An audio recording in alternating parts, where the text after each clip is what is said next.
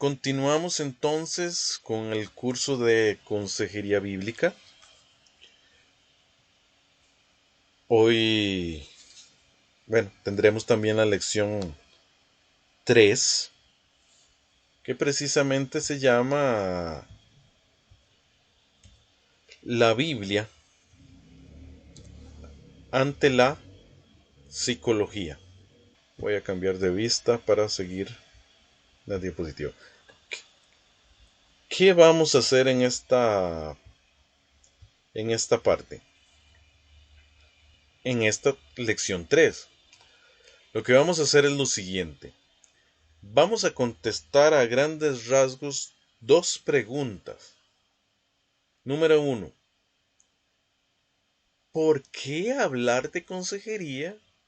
Perdón, eso está mal en la diapositiva. Es ¿por qué hablar de psicología en un curso de consejería bíblica? O sea, ¿por qué tomar el tiempo en medio de un curso de consejería bíblica de hablar de consejería? Perdón, de psicología. Y la segunda pregunta que vamos a responder a grandes rasgos es, ¿puede la psicología ser un aliado de la consejería?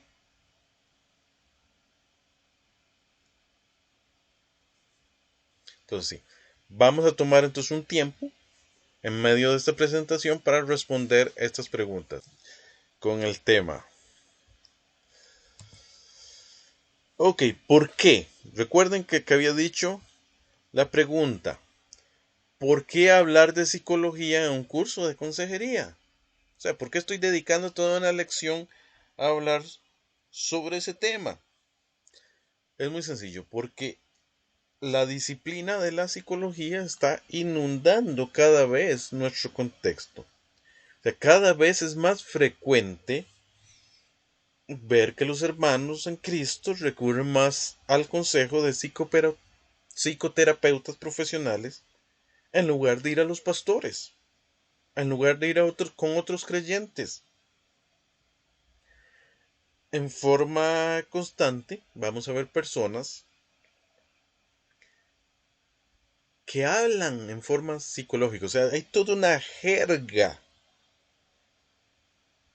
psicológica en nuestro contexto y nos hemos acostumbrado a esa jerga. De hecho, aquí en la siguiente diapositiva voy a poner toda una serie de expresiones que cada vez son más comunes y estamos hablando de expresiones psicológicas y ya todos la entienden. Ok, voy a leer algunas. Conscientemente, es que me dejé llevar por el instinto sexual, es que él tiene un sentimiento de inferioridad.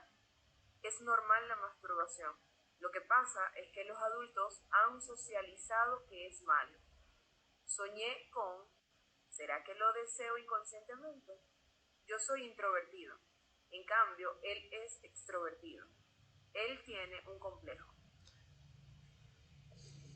Si usted analiza cada una de estas frases, yo creo que la mayoría han escuchado cosas parecidas. O sea, la mayoría han escuchado. Y mire que muchas de ellas son excusas. Es que fue que lo hice inconscientemente, o sea, sin darme cuenta lo hice. Es que me dejé llevar por mi instinto. Bueno, ¿cuántos les han enseñado que es normal la masturbación? De hecho, es parte de que lo que están enseñando en las nuevas unidades o módulos de educación sexual en América Latina, en las escuelas, tanto primarias como secundarias en América Latina, ¿verdad? O sea, se les está enseñando a los muchachos, cuando antes estaba muy claro que la masturbación era pecado, ahora se les está enseñando que es algo normal, que es parte de la vida.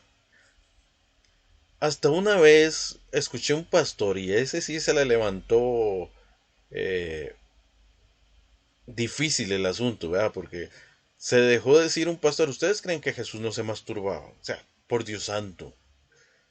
Eh, O sea, cómo se ha normalizado este tipo de temas, ¿verdad? Que un pastor, ¿verdad? Un pastor de jóvenes se dejó de decir eso, ¿verdad?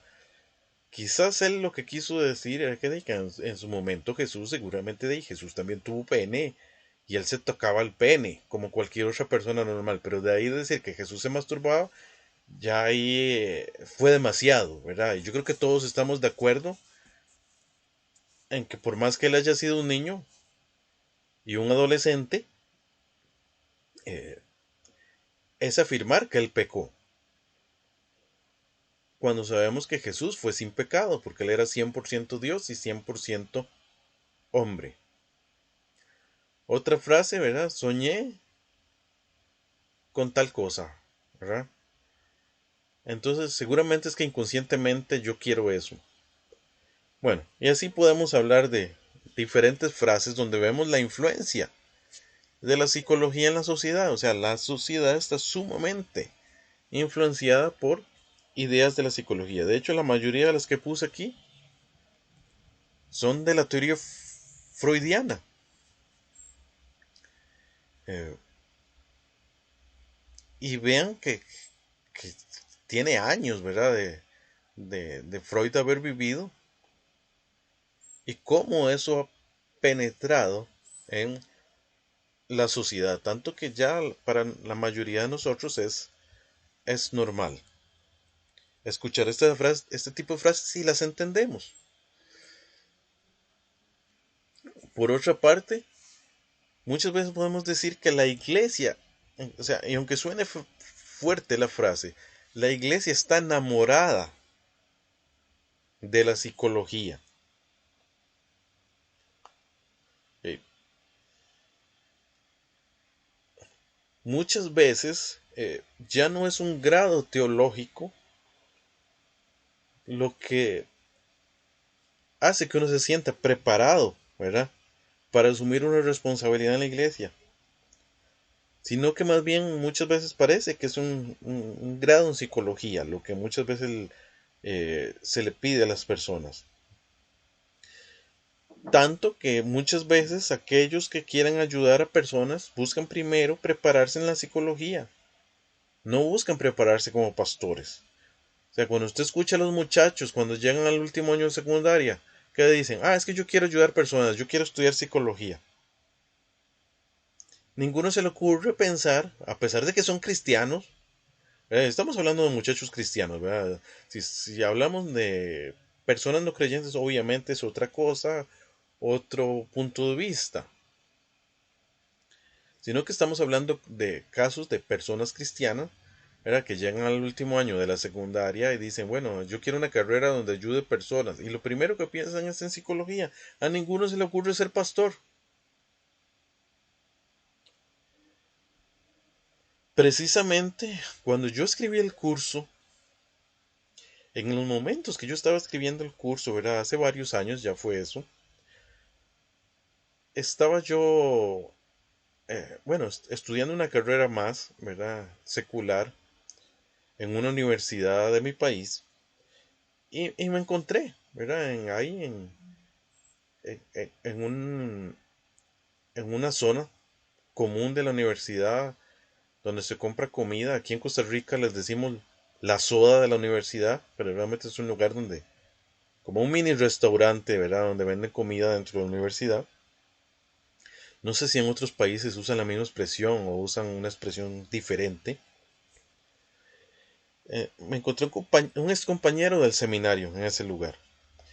Ese compañero ya tenía varios años graduados del seminario y en ese momento era pastor de jóvenes en una iglesia conservadora en Costa Rica, que es mi país. Lo que me sorprendió fue que lo encontré estudiando psicología.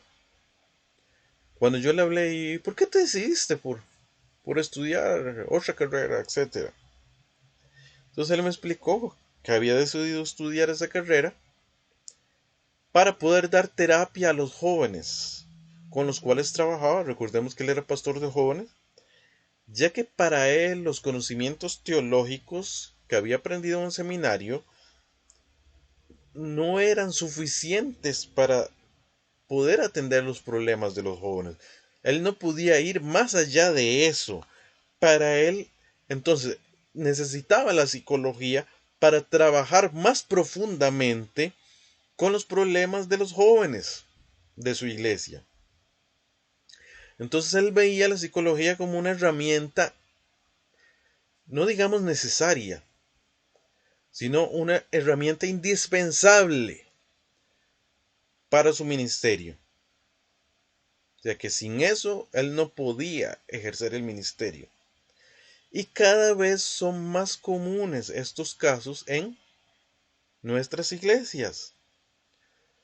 Entonces, ¿qué es lo que pasa? En esta anécdota que yo le acabo de contar, se pueden notar varias cosas. En primer lugar, hay una enseñanza generalizada de que las escrituras no son suficientes para aconsejar. Y en segundo lugar, podemos ver cómo muchas veces se ha elevado a la psicología al mismo nivel que la escritura.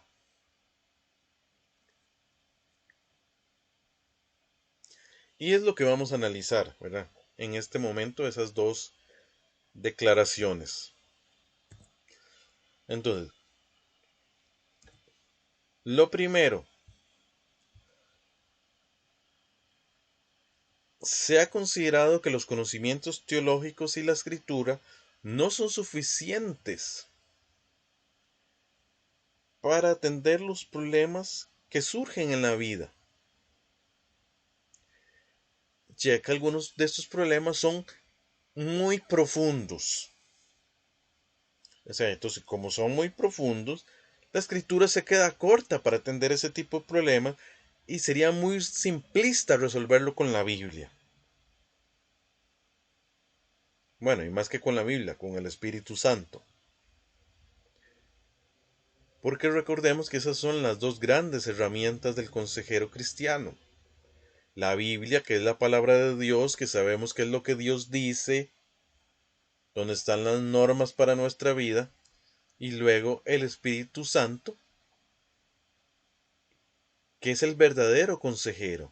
Porque nosotros como consejeros bíblicos somos solo un canal para que el Espíritu Santo actúe. Entonces, ¿qué es lo que pasa? Muchos pastores hoy en día se sienten incapacitados de dar consejo en muchas áreas de las vidas de las personas. Si recordamos el texto de 2 Timoteo 3:16, donde nos dice que toda la escritura es útil para corregir, para instruir, para redarguir, etc. Estamos quitándole a la Biblia esa capacidad que ella misma dice que tiene, porque ya no la consideramos como suficiente para aconsejar. ¿Por qué? Porque ahora se afirma que se necesita psicoterapia. Entonces ya no se confía en el Espíritu Santo. Y esto para mí es lo más grave. Que ya no se confía en el Espíritu Santo. Que es el que al final y al cabo es el que produce los cambios en las vidas de los creyentes. Ya entonces los ancianos no son competentes para orientar, sino que se debe ir a un terapeuta profesional. Cuando sabemos que en la escritura se nos ha dado todo lo necesario para la vida. ¿Qué es lo que pasa? O sea, lo que a mí más me preocupa de esta postura es que en el fondo es humanista. No está poniendo en el centro a Dios. Está poniendo a los seres humanos en el centro. De cierta forma, al decir que necesitamos otra cosa, que no sea la Biblia, que no sea el Espíritu Santo, estamos diciendo que necesitamos cosas humanas. que ya no es suficiente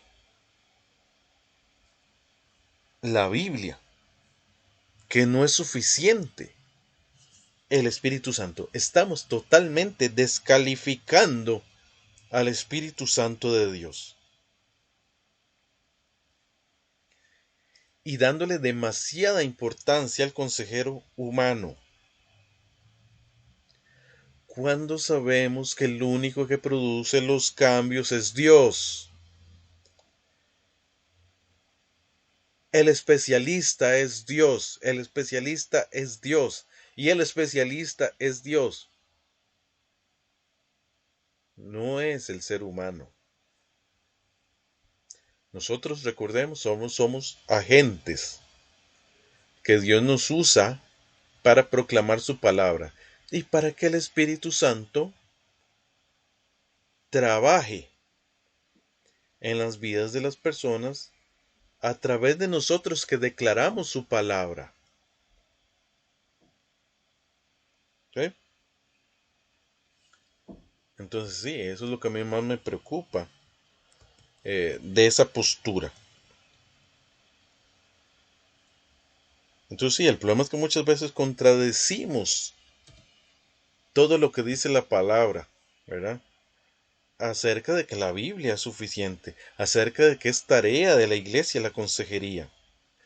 Y que si usted realmente quiere capacitarse para dar consejería, lo que ocupas, y para ayudar a otros, lo que ocupa es ir al seminario,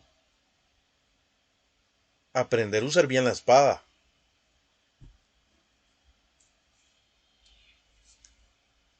a afilarse para usar bien la palabra de verdad,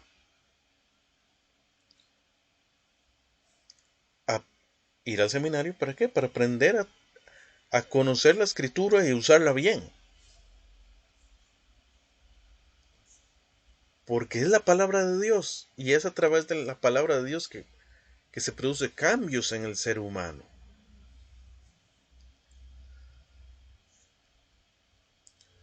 Okay, la siguiente frase que vemos en la anécdota que yo les dije es la elevación de la psicología, y perdón, hay un error, es al lado de la Biblia, la elevación de la psicología al lado de la escritura o de las escrituras. ¿Qué es lo que pasa? Se ve la psicología como un aliado para el ministerio. El problema es que a veces no solo es como un aliado, a veces se ve como indispensable. Tanto que se puede decir que muchas veces pone la psicología al lado de la escritura como si las verdades de la psicología pudieran complementar la verdad de la escritura. Y aquí entonces yo voy a preguntar, ¿realmente la psicología puede ser un aliado?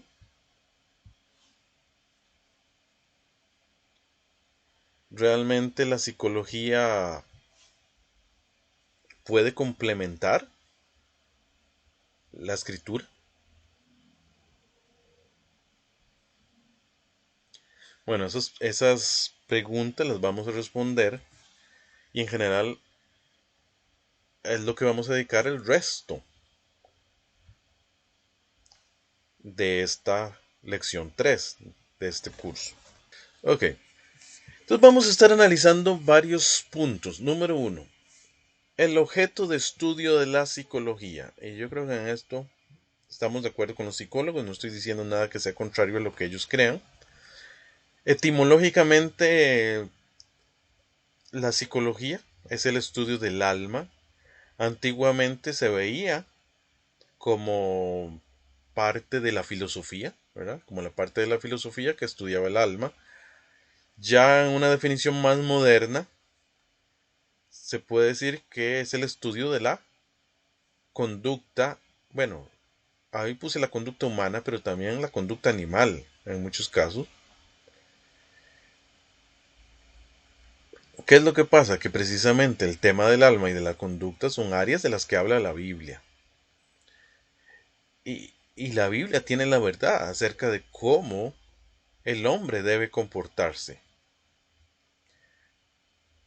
entonces en el fondo es algo que le corresponde a la iglesia.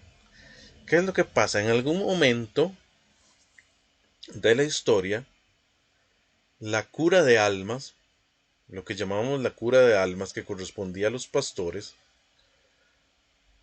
se convirtió en cura de mentes. Y lo digo así, cura de mentes entre comillas. Ahí no lo puse entre comillas, pero debía haberlo puesto entre comillas. Porque en el fondo no es cura de mentes.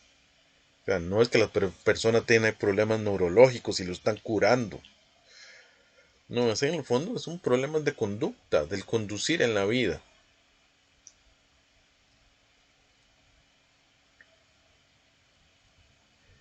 Entonces, lo que correspondía a la iglesia y que por muchos años correspondió a la iglesia, de ahí a surgir todo el humanismo y al surgir todo eh, los movimientos postcristianos, después de la época del Renacimiento, al surgir todo el movimiento postcristiano, donde la iglesia dejó de tener la preponderancia que tenía en la época antigua y en la época medieval, a inicios de la Reforma inclusive, cuando surge en el Renacimiento entonces toda una serie de ideas más humanistas, se ocupa una versión humanista para responder a esos problemas que antes le tocaban a la iglesia. Y eso fue la psicología, así en forma sencilla. La psicología es la respuesta humanista a atender los problemas de conducta de los seres humanos, que era algo que antes le tocaba a la iglesia. Por otro lado, como para ya hablar de un punto de vista diferente, también es importante hablar de la gracia común y los aportes humanos. La gracia común es la que se extiende a todos los seres humanos, en contraposición a la gracia particular, que es esa gracia que Dios da a los creyentes, que es la gracia salvadora, que se limita básicamente a los creyentes, a los elegidos.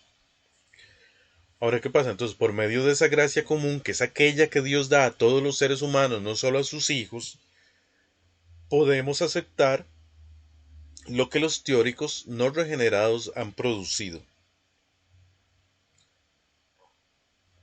A pesar de que no son personas creyentes y que esto que ellos han producido, las teorías que han producido y las observaciones que han hecho, las descripciones que han hecho de la conducta, etcétera, a pesar de que eso no ha sido dedicado para la gloria de Dios, Dios los ha capacitado para hacer contribuciones valiosas.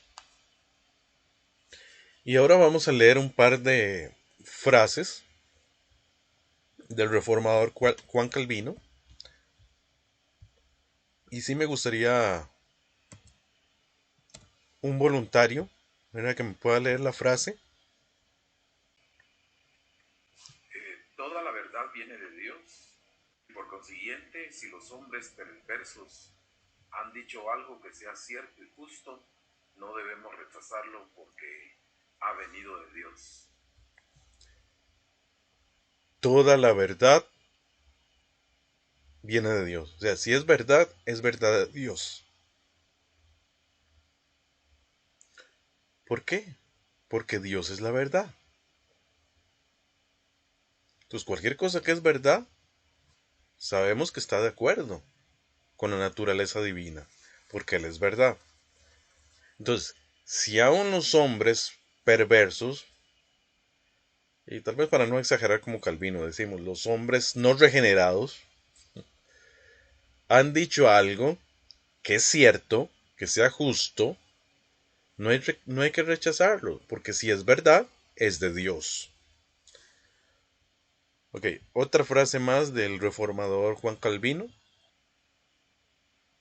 Cuando al leer ellos esta admirable luz de verdad que resplandece en sus escritos, ello nos debe de servir como testimonio de que el entendimiento humano, por más que haya caído y degenerado de su integridad y perfección, sin embargo, no deja de estar adornado, aún enriquecido con excelentes dones de Dios. El mismo Calvino reconocía, perdón, el mismo Calvino reconocía que muchas veces cuando leemos escritores no cristianos, vemos verdad. Entonces, por más que el entendimiento humano esté degenerado, no deja, ¿verdad?, de estar enriquecido con los dones de Dios. O sea, no deja de ser don de Dios, ¿verdad? O sea, aún los no regenerados tienen dones de Dios.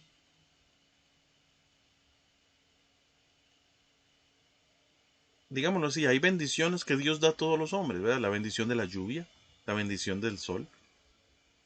Pero también ha dado habilidades a las personas. Y Dios a todos nos ha dado habilidades. Y es parte de la gracia común, ¿verdad? Que son los dones que Dios ha dado a todos los hombres, no solo a los creyentes, ¿verdad? Él da ciertos dones a todos los hombres. La frase de Calvino continúa, entonces alguien que me lea la siguiente parte de la frase. Conocemos al Espíritu de Dios por única fuente y manantial de la verdad. No desecharemos ni menospreciaremos la verdad, donde quiera que la hallemos, a no ser que queramos hacer una injuria al Espíritu de Dios, porque los dones del Espíritu no pueden ser menospreciados sin que Él mismo no sea menospreciado y rebajado. Ok.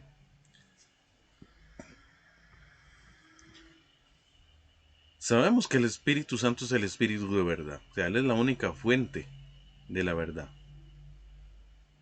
Entonces, donde haya verdad, sabemos que es de Dios, ¿verdad? Que es del Espíritu. Y no tenemos que menospreciar eso. Entonces, ¿qué quiero decir yo con todo esto? ¿Verdad? ¿Qué es lo que quiero yo decir con todo esto? En otras palabras, que muchas veces podemos utilizar algunos elementos que han escrito los teóricos no regenerados, como dice en Primera Tesalonicenses 5, 21 y 22. Esta vez lo voy a leer yo para hacerlo más rápido, porque el tiempo ya no se nos está avanzando.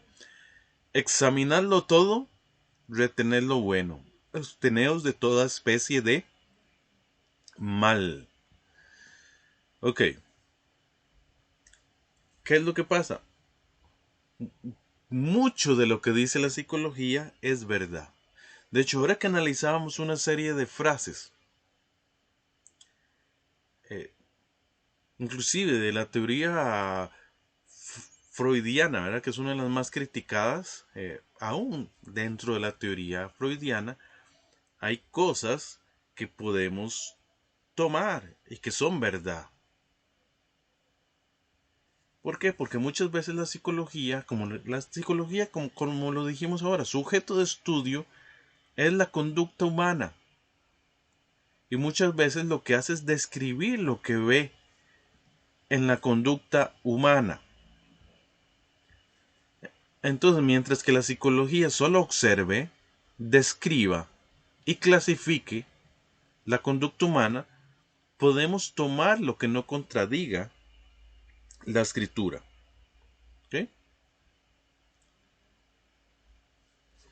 Por ejemplo, si Freud hablaba de que había un inconsciente, bueno, yo sí creo que hay una parte en la mente humana que queda a nivel inconsciente.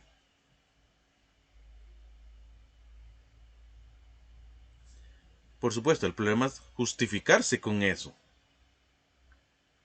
Y decir que podemos hacer las cosas inconscientemente y no reconociendo nuestro pecado. Ahí es donde está el problema. y echarle la culpa a algo que está ajeno de nosotros, como si no tuviéramos control. Pero que definitivamente, por ejemplo, hay un inconsciente. O sea, poniendo, por ejemplo, la teoría de Freud. O sea, yo sí creo que, que hay unas cosas que el cerebro las guarda y las esconde. Porque si no nos volveríamos locos. Entonces Dios nos dio la capacidad de ciertas cosas olvidarlas, por ejemplo. Porque si no tendríamos una culpa si nos acordáramos de todo por todos los pecados que hemos cometido. Entonces Dios nos ha dado la capacidad de poder olvidar. ¿Para qué? Para no sentir culpa. Entonces muchas veces esas áreas las escondemos, pero es porque Dios nos dio ese potencial de esconder las cosas. Entonces, en muchos casos la psicología lo único que está es describiendo cómo es el ser humano. Y eso podemos decir que es verdad. ¿Cuál es el gran problema que muchas veces tenemos? Que en algunas cosas la psicología no describe, sino que prescribe, o sea, da soluciones. O peor aún, da opiniones.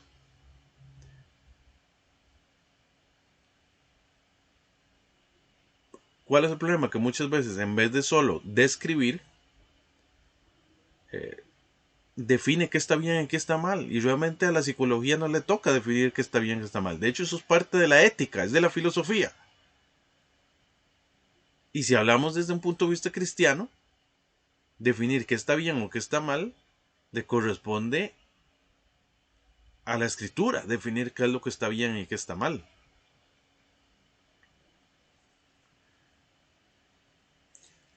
Por ejemplo, por mucho tiempo en el manual de diagnóstico, ¿verdad? El DSM, que utilizan en la psicología, estuvo clasificada la homosexualidad como una parafilia, como una perversión sexual, a la par de la pedofilia, a la par de la zoofilia, a la par de otras perversiones sexuales, voyeurismo, etc. Voyeurismo básicamente son los que se excitan mirando, ¿verdad? Los mirones, digamos, en palabras sencillas. ¿Qué es lo que pasa? A partir de cierto manual, si no me equivoco, a partir de la versión 4 o 5, ahí me pueden confirmar si alguien sabe mejor, ya no aparece la homosexualidad como una perversión. Ahora, ¿creen que la homosexualidad es un problema solo si la persona no está contenta con ser homosexual? Si no, o la homosexualidad está bien.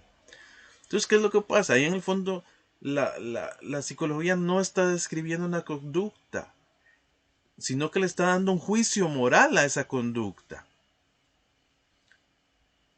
Y sinceramente, a la psicología no le corresponde definir lo bueno y lo malo. ¿Qué es lo que está haciendo? Como ahora hoy en día la sociedad cree que la homosexualidad no es pecado y es algo que es correcto y que es normal, entonces la psicología, siendo complaciente con la sociedad, lo ha quitado, ¿verdad? De su manual de desórdenes mentales, ¿verdad?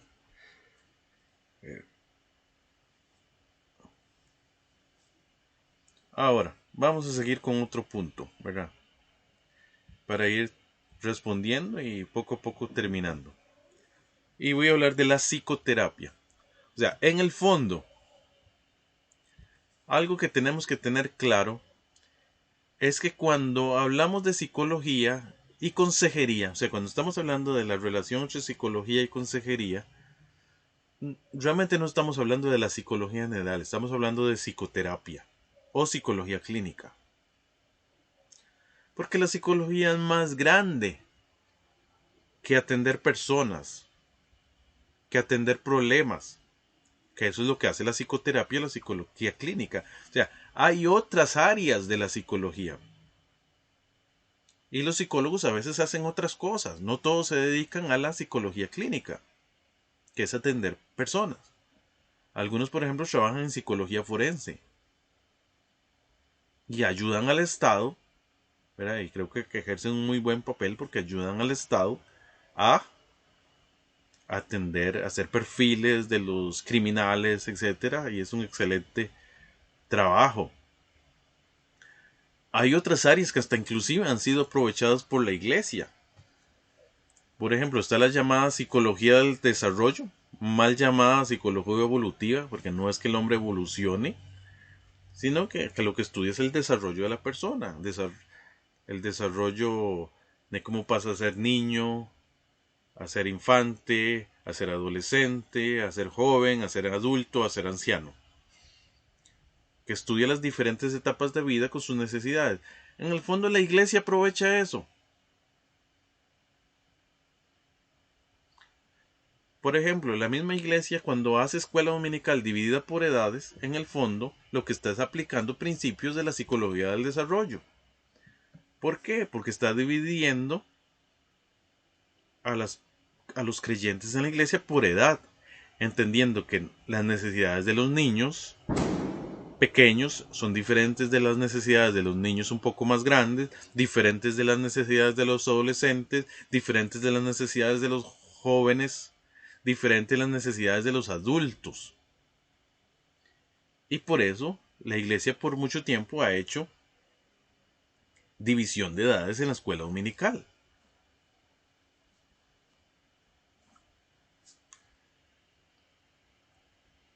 Entonces a cierto punto sí hemos usado cosas de la psicología. Otra área de la psicología es la psicología educativa, por ejemplo, ¿verdad? Que habla de estilos de aprendizaje, habla de necesidades educativas especiales. Y sí, podemos tomar mucho, ¿verdad? Y tenemos mucho que aprender de esa área de la psicología. O sea, nuestro problema no es en sí la psicología. Nuestro problema como creyentes es con la psicoterapia o la psicología clínica. ¿Por qué? Porque está prescribiendo soluciones e invadiendo un terreno que no le corresponde. Y aquí vamos a ver una serie de problemas que tiene la psicoterapia. Y es que vamos a decir que la psicoterapia no es una ciencia exacta. Tiene decenas de posturas teóricas, donde muchas son contradictorias. Y muchas veces se reducen a cierta posición en particular.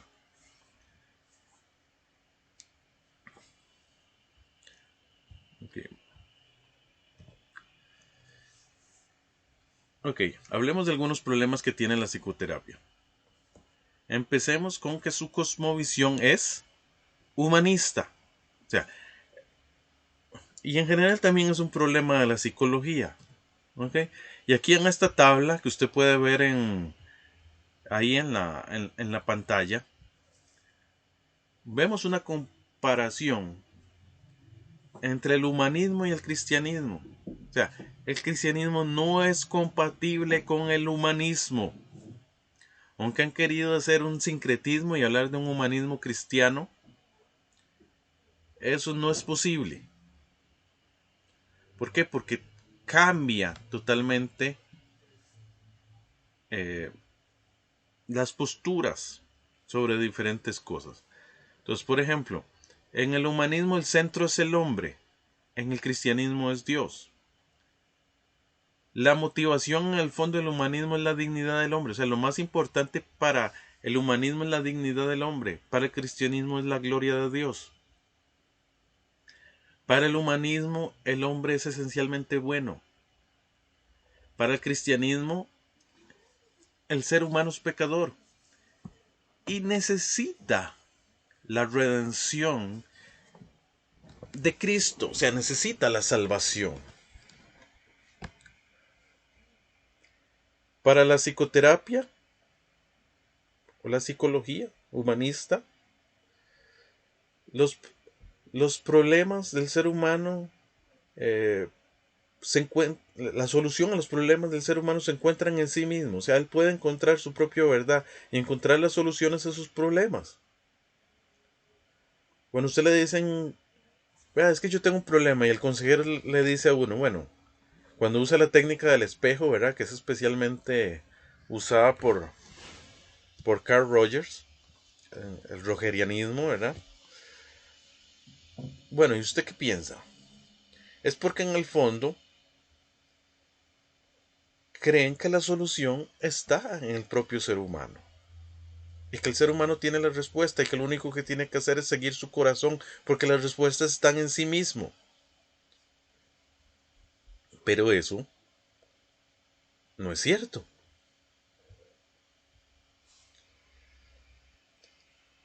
¿Qué dice el cristianismo sobre el ser humano? Bueno, perdón, ¿qué dice el cristianismo sobre los problemas? ¿Qué necesita de Dios?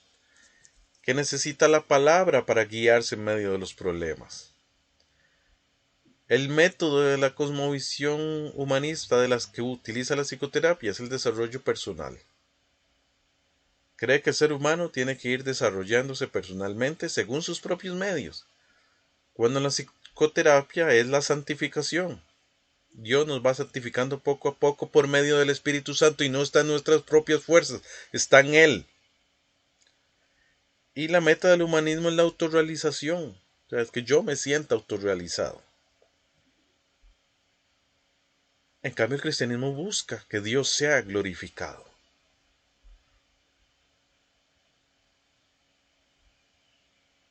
Y vean que muchas cosas de estas, del lado del humanismo, nos hemos acostumbrado tanto a verlas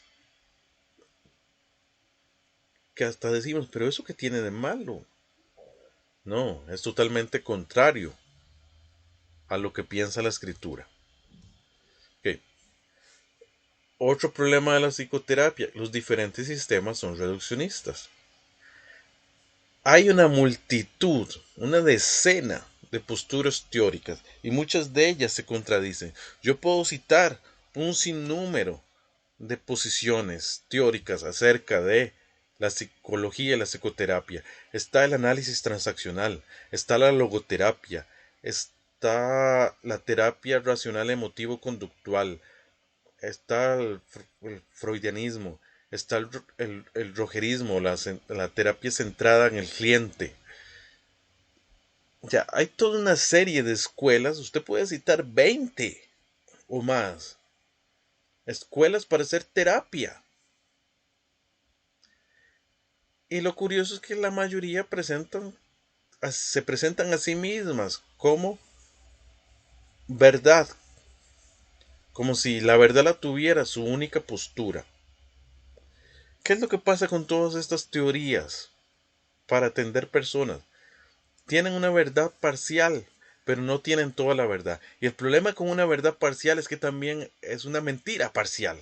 O sea, es una mentira, porque no puede existir tal cosa como una verdad parcial. No puede ser algo mitad verdad, mitad mentira. Sí o no.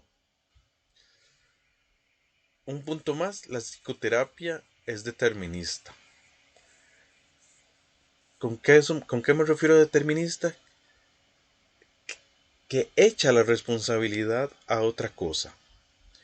¿Por qué? Porque piensa que ya la persona está conformada por ciertas cosas que determinan su conducta. Por ejemplo, muchos pecados son llamados enfermedades o culpa al contexto, lo que le quita responsabilidad al hombre. Vean, por ejemplo, por mucho tiempo se sabía que ser borracho era un pecado y punto. No, ahora se le llama alcoholismo y se dice que es una adicción y que es una enfermedad. Y en general se dice que las adicciones son enfermedades. Entonces, es que él está enfermo. Porque, porque es adicto. ¿Cuál es el problema? Que si el pecado es una enfermedad, necesitamos terapia, no arrepentimiento. Necesitamos recuperación, no salvación. Entonces, la persona en vez de ser responsable de sí misma, no, lo vemos como una víctima de su enfermedad.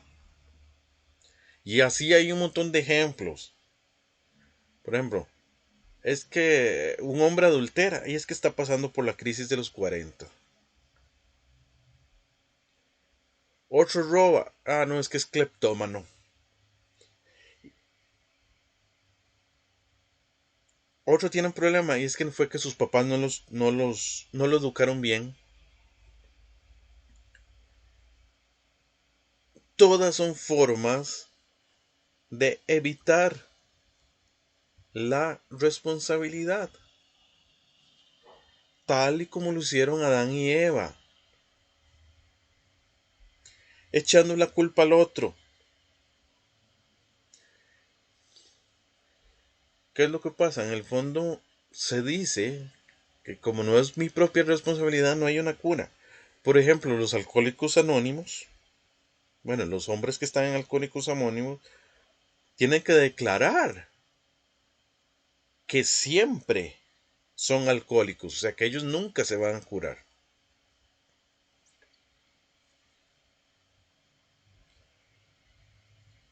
Otro ejemplo, considerar por ejemplo la homosexualidad simplemente como una alternativa sexual más, ¿verdad? Como una orientación sexual más, el, el problema es que está dejando sin esperanza al ser humano. Pero cuando se trata el pecado como lo que es, como pecado, no como una enfermedad, no como otra cosa, no como algo donde yo vado mi responsabilidad, sí hay esperanza. Y vamos a leer un par de textos ya para finalizar.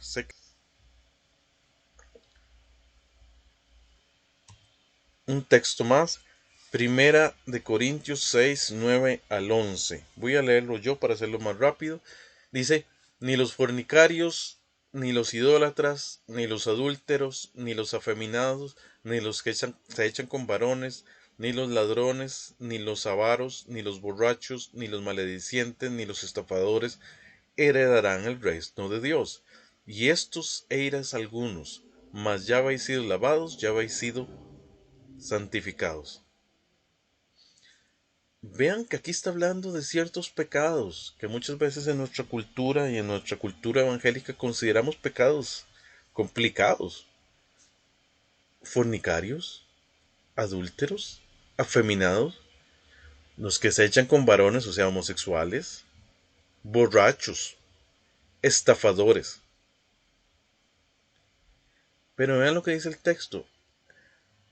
Esto erais algunos, es decir, algunos de los miembros de la iglesia de Corintio en su antigua vida pecaminosa habían sido idólatras, habían sido fornicarios, habían sido adúlteros, habían sido afeminados, habían sido homosexuales, habían sido borrachos, habían sido estafadores, etc. Pero ya no eran así. Dios los transformó, Dios los cambió. Ya han sido lavados, ya habían sido santificados. ¿Por qué? Porque el Espíritu Santo transforma al que reconoce su responsabilidad. Pero ese es el primer paso, reconocer la responsabilidad y reconocer que es un pecado.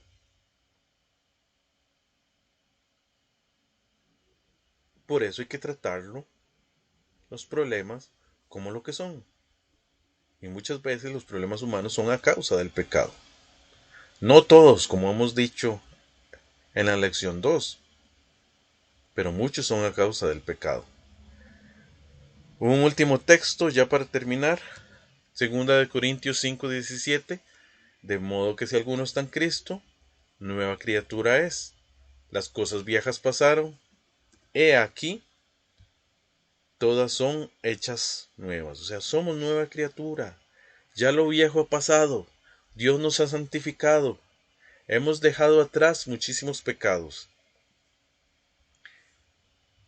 Y día a día Dios nos va santificando y mostrándonos más cosas en la vida que debemos cambiar. Y cada día vamos madurando cada vez más hasta que lleguemos a la estatura de la fe, a la plenitud de la estatura de Cristo.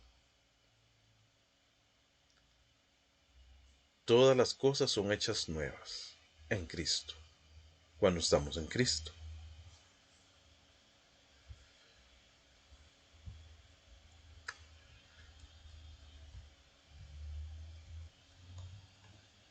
Concluyendo,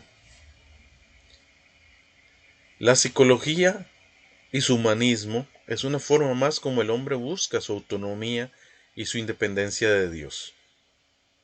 En el fondo, parafraseando cuando Satanás tentó a Adán y Eva en el huerto del Edén, en el fondo el ser humano está diciendo, yo seré mi consejero y dependiente de Dios, sabiendo el bien y el mal. Hoy queremos el consejo humano de la psicología.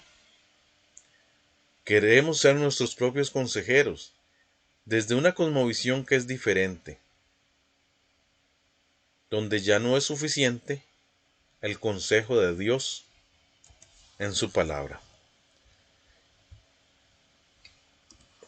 Y con eso terminamos esta lección 3, ¿verdad? De nuestro curso de consejería bíblica. Recordemos, la lección se llamaba La Biblia ante la psicología y estamos en el curso consejería bíblica. Espero que la conferencia en general les haya sido de bendición a todos. Y con esto finalizamos esta sección